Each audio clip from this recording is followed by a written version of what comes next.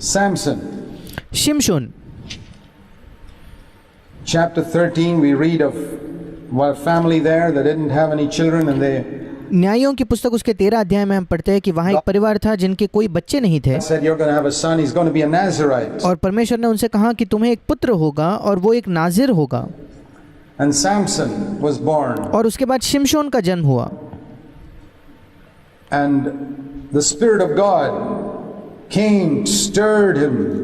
It says in chapter 13, verse 25. और न्यायों 13:25 में लिखा है कि परमेश्वर का आत्मा उस पर आकर उसे उभारने लगा। The Lord blessed him, and the Spirit of God began to move. परमेश्वर उसे आशीष देने लगा और पवित्र आत्मा उसके अंदर काम करने लगा। This is the secret of all these leaders. यही रहस्य है इन सारे अगुओं का। And unfortunately, और दुर्भाग्यपूर्ण, the next verse, it says Samson went down, chapter 14, verse 1, and saw a woman. उसका तुरंत अगला वचन न्यायों की पुस्तक उसका 14 अध्याय पहला वचन कहता है, शिमशोन तिम्ना में उसने एक पलिश्ती स्त्री को देखा। वो तिम्ना में गया और उसने एक पलिश्ती स्त्री को देखा। This was his weakness ये उसकी निर्बलता थी throughout his life. उसके जीवन भर। God used him, परमेश्वर उसका इस्तेमाल करता, but he had a weakness for women. पर स्त्रियों के लिए उसकी एक निर्बलता थी। And Samson's example stands in great contrast to Joseph. और शिमशोन का जब हम उदाहरण देखते हैं तो वो यूसुफ के बिल्कुल विपरीत है। In Genesis, उत्पत्ति में जो यूसुफ का उदाहरण है। many servants of God have been ruined through women. परमेश्वर के कई सेवक हैं जो स्त्रियों के वजह से उनका नाश हुआ है। Samson is one outstanding example of that. और इनमें से शिमशोन एक उत्कृष्ट उदाहरण है इसका। And he was drawn to women who were not even Jews. और वो ऐसे स्त्रियों के प्रति आकर्षित होता था जो यहूदी भी नहीं थे। Heathen women. अन्य जाति स्त्रियां, Unconverted women. जिनका नया जन्म नहीं हुआ है, ऐसे स्त्री। And then it says in verse 5, Samson chapter 14 verse 5 went down to Timnah. और फिर न्यायों की पुस्तक 14 अध्याय उसके 5वें वचन में लिखा है कि शिमशोन जब तिम्ना गया, And in the vineyards of Timnah a young lion came roaring towards him, and again that expression, the Spirit of the Lord came upon him mightily, verse 6. और तिम्ना की दाग की बारी में उसके सामने एक जवान सिंह उस पर गरजने लगा। और फिर एक बार वही वाक्य लिखा है कि यहोवा का आत्मा उस पर बल से उतरा, 6ठे वचन में। And he caught that lion and tore him to pieces. Just और उसने उस सिंह को पकड़कर उसे फाड़ डाला, like we tear a piece of paper. He बिल्कुल वैसे जैसे हम कागज को फाड़ते हैं। tore him to pieces. उसने उस सिंह को फाड़ डाला। And then he didn't tell anybody. और इसके विषय में उसने किसी और को नहीं बताया। He didn't tell his father or mother. Now I suppose if उसने अपने माता पिता से भी नहीं कहा। you and I had killed a lion, we'd probably be telling the whole town about it. मैं सोचता हूँ कि अगर आप या मैं किसी सिंह को मारते तो हम पूरे नगर को बताते कि हमने ये किया है। But Samson was a humble man. पर शिमशोन एक नम्र व्यक्ति था। He knew that it was the Holy Spirit. Many people start out like this. और वो पवित्र आत्मा की वजह से, और कई लोग ऐसे वो जानता था कि उसने वो पवित्र आत्मा के द्वारा किया है, और कई लोग अपने जीवन की शुरुआत इस प्रकार से करते हैं। But after a while they changed. पर कुछ समय बाद वे बदल जाते हैं। He didn't tell anyone, it says. वहाँ लिखा है कि उसने किसी और को नहीं बताया। But next thing it says in verse 10 is he went down to the woman again. पर तुरंत अगला वचन कहता है कि वो फिर एक बार उस स्त्री के पास गया। Father went down and Samson married her. और तब उसके पिता उस वहाँ गया और शिमशोन ने उस स्त्री से विवाह किया। And you find this alternate thing in Samson's life. He और आप देखते हो कि शिमशोन के जीवन भर ये बारी बारी से एक चीज़ है जो चलती रहती do है। a mighty thing, वो एक महान काम करता था and then he would go down and और फिर वो नीचे चले जाता था।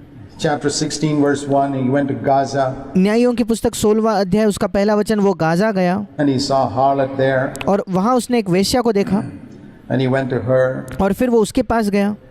Then he would, when he was going to be caught, he'd just take out the gates of the city and walk out. और जब वो उठा और जब उसको पकड़वाया, जब वो लोग उसे पकड़ने ही वाले थे तो वो नगर के जो फाटक थे उन्हें उठाकर वो वहाँ से निकल गया। And then after that he went somewhere else. उसके बाद वो कहीं और गया। 16 verse 4 and he loved another woman न्यायों 16:4 में लिखा है कि उसने एक और स्त्री से प्रेम किया called Delilah जिसका नाम था दलीला, of the Philistines. जो पलिश्ती थी। And we know that she was the one who finally, this was not the first case. I mean, God must have spoken to him many, many times with all these other women. और हम जानते हैं कि ये पहली घटना नहीं थी, इसके पहले कई कई स्त्रियों के समय परमेश्वर ने उसे बात की होगी, उसे चेतावनी दी होगी। Be careful, be careful, be careful. शिमशोन सतर्क रहो, सावधान रहो, सावधान रहो। Sometimes God speaks to you, be careful, be careful, be careful. कभी कभी परमेश्वर आपसे बात करता है, सतर्क रहो, सावधान रहो, सावधान रहो। And you keep playing the fool, you keep playing the fool. और आप मूर्खता करते ही रहते हो, मूर्खता करते ही रहते हो, Till finally one day calamity hits. जब तक कि आखिरकार एक दिन वो विनाश का दिन आता है And your ministry is gone. और आपकी सेवकाई चले जाती है। That's what happened. यही हुआ, It's what's happened to many, many, many preachers. यही कई कई कई प्रचारकों के साथ हुआ है। He finally put his head on Delilah's lap, आखिरकार उसने अपना सर दलीला के गोदी में रखा, revealed his innermost secrets to her. She उसके सारे रहस्य उसे बता दिए, cut off his hair, उसने दलीला ने उसके बाल काट दिए and that was the end of his ministry. और वो उसके सेवकाई का अंत था। What a tragedy. क्या ही दुख की बात है। A man who was such a mighty deliverer, एक व्यक्ति जो इतना महान छुटकारा लाने वाला था, enslaved to his passions. अपनी ही अभिलाषाओं का वो गुलाम था। Paul says in 1 Corinthians in chapter 9, पौलुस हमें पहले कुरिन्थियों उसके 9वें अध्याय में बताता है, he says it's possible for me to preach to other people and be disqualified myself. और पौलुस कहता है ये संभव है कि मैं दूसरों को, औरों को प्रचार करके मैं खुद ही निकम्मा ठहरूं। Verse 27. ये वो पहले कुरिन्थियों 9:27 में बताता है, 1 Corinthians 9:27. पहला कुरिन्थियों 9:27। And he says if I'm not to be disqualified, और वो कहता है अगर मैं निकम्मा नहीं ठहरना चाहता तो there's only one thing I have to do फिर एक ही चीज़ है जो मुझे करने की ज़रूरत है, to prevent myself from being disqualified. जिससे मैं अपने आप को बचा सकता हूँ निकम्मा ठहरने से। I have to keep my body in subjection. मुझे अपने शरीर को अपने अधीन रखना होगा, अपने वश में लाना होगा। Like the Living Bible paraphrases it, I tell my body what it should do. I make my body do what it should do, not what it wants to do. जैसे लिविंग बाइबल जो एक भाव अनुवाद है उसमें इसी वचन का भाषांतर किया गया है, मैं अपने शरीर को बताता हूँ उसने क्या करना चाहिए, या दूसरे शब्दों में मैं अब मेरा शरीर वही करता है जो उसने करना चाहिए, ना कि जो मैं उसे बताता हूँ, ना कि जो मेरा शरीर खुद से करना चाहे। I make my body do what it should do, not what it wants to do. मैं अपने शरीर पर नियंत्रण करके उसे वो करवाता हूँ जो वो उसे करना चाहिए, ना कि वो जो मेरा शरीर खुद करना चाहता है। I make my body eat as much as it should eat, not what it wants to eat. मैं अपने शरीर पर नियंत्रण करता हूँ ताकि वो खाए जो उसे खाना चाहिए, ना कि वो जो वो खुद खाना चाहता है। I make my body sleep as much as it should sleep and not how much it wants to sleep. मैं अपने शरीर को उतनी ही नींद देता हूँ जितनी उसकी आवश्यकता है, ना कि जितना वो खुद से सोना चाहता है, मेरा शरीर जितना सोना चाहता है। I control my eyes so that they don't look at the things the eyes want to look at, but look at the things they should look at. मैं अपनी आंखों पर नियंत्रण करता हूँ जिससे करके मेरी आंखें उन चीज़ों को ना देखे जो मेरी आंखें देखना चाहती हैं, बल्कि वही चीज़ें देखे जो मेरी आंखों को देखना चाहिए। I control my tongue so that it speaks what it should speak, not what it wants to speak. मैं अपने ज़बान पर काबू करता हूँ ताकि मेरी ज़बान वही कहे जो उसने कहना चाहिए, ना कि वो जो वो खुद से कहना चाहते हो। If you don't control your bodily passions, अगर आप अपने शारीरिक अभिलाषाओं पर नियंत्रण न करो तो you can preach wonderful messages and be disqualified. आप अद्भुत संदेशों का तो प्रचार कर सकते हो, पर उसके बावजूद आप निकम्मे ठहरोगे। That's the message of Samson. ये शिमशोन का संदेश है। Wonderful ministry. So many people blessed. अद्भुत सेवकाई जिससे बहुत लोग आशीषित हुए। But the man himself, do you know how many great preachers and healers have fallen a prey to women? क्या आप जानते हो कितने महान प्रचारक और चंगाई करने वाले परमेश्वर के सेवक थे जो स्त्रियों के वजह से फंस गए? More in Western countries. It doesn't mean it's not happening here. Here it ये पश्चिमी देशों में ज़्यादा होता है, पर इसका ये मतलब नहीं कि हमारे यहाँ नहीं हो रहा। happens more secretly, I think. यहाँ ज़्यादा गुप्त रीति से होता है, मैं सोचता हूँ, But it's happening. पर ये हो रहा है। even among leaders. अगुओं के And बीच some भी, of those leaders continue as leaders. और ऐसे गिरने के बाद भी उनमें से कुछ अगुए ही रहते हैं, वो वैसे ही जारी रहते हैं, Even though there's immorality in their life. इसके बावजूद कि उनके जीवन में अनैतिकता है। That's a sad state of Christendom today. ये आज मसीही जगत की दुखी अवस्था है। Pathetic. Don't make such people your example. बहुत ही बुरी ये अवस्था है। ऐसे लोगों को अपना उदाहरण मत बनाइए, Even if they are great leaders of huge organizations. चाहे वो बड़े बड़े जो संगठन है उसके बड़े बड़े अगुए क्यों ना हो। God cannot use such a man. परमेश्वर ऐसे व्यक्ति का इस्तेमाल नहीं कर सकता। If you are not faithful with women, I'll tell you this.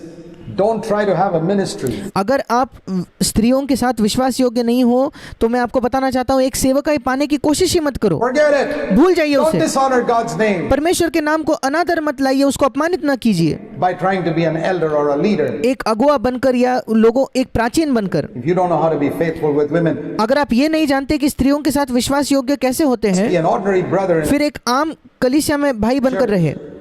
Don't try to fool the people that you're a holy man लोगों को मूर्ख बनाने की कोशिश मत कीजिए कि आप एक पवित्र व्यक्ति हो when you're not. जब आप नहीं हो।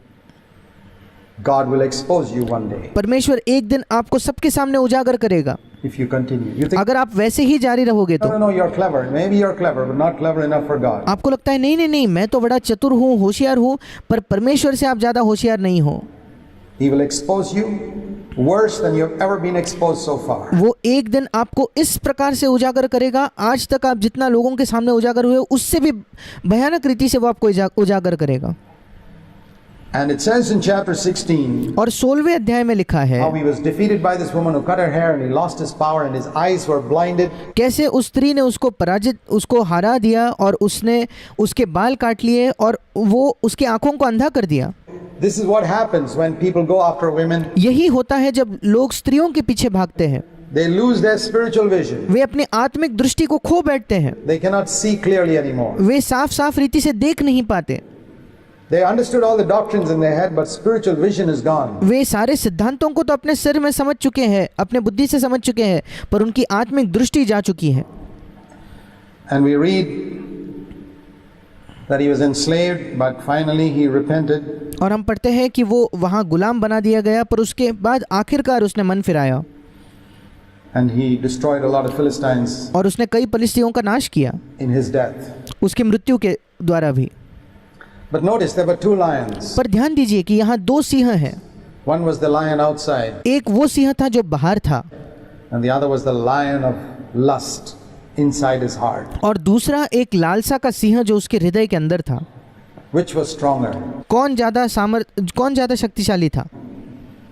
The lion inside. वो सिंह जो उसके अंदर था, Because he could conquer the external lion. क्योंकि बाहरी जो सिंह था उस पर तो उसने विजय पा लिया, He couldn't conquer the inward one. पर उसके अंदरूनी सिंह पर वो विजय नहीं पा सका। Which teaches us ये हमें ये सिखाता है that the lion of sexual lust is more to be feared than even if a huge lion came pouncing at you on the outside. What would you do? कि जो यौन लालसा का जो सिंह है उससे हमें बहुत ज़्यादा डरना चाहिए, इससे भी ज़्यादा कि सोच लो शारीरिक तौर पर एक सिंह गरजता हुआ आपके ओर भाग कर आता है तो आप क्या करोगे? If you saw a lion, a fierce lion coming down your way on the road, आप क्या करोगे अगर एक डरावना सिंह सड़क पर आपके सामने से आपकी ओर चलकर आ रहा है? tell me what would you do? आप मुझे बताइए आप क्या करोगे? I know what I'll do. I'll turn around and run. मैं जानता हूँ मैं क्या करूँगा, मैं तो पीछे मुड़कर भाग जाऊँगा And I'll probably break a few world records in that running process. और वहाँ से दौड़ते समय मैं कुछ वर्ल्ड रिकॉर्ड भी शायद तोड़ दूँ, I'd be scared. क्योंकि मैं डर जाऊँगा। Do you believe that the lion inside is worse? Are you ready to run? क्या आप विश्वास करते हो कि अंदर का सिंह ज़्यादा भयंकर है, ज़्यादा डरावना है? क्या आप तब भी भागने को तैयार हो? Flee immorality. इसलिए Only one thing to do. Don't go अनैतिकता से दूर भागो, वो एक ही चीज़ जो आप कर सकते हो। anywhere near temptation. प्रलोभन के नज़दीक भी मत जाओ, Don't go near women. स्त्रियों के नज़दीक मत जाओ, ऐसे स्त्रियों के नज़दीक मत जाओ जो आपको प्रलोभित करती है। Be with godly sisters. ईश्वरीय बहनों के बीच रहो। Don't ever go near a woman who's flirtatious. कभी भी ऐसे स्त्री के पास मत जाओ जो आपके प्रति आकर्षित है या जो आपके प्रति सही ढंग से बात नहीं करती। Take that warning unless you want to destroy your life. इस चेतावनी को गंभीरता से लीजिए, नहीं तो आप अपने जीवन का नाश करोगे।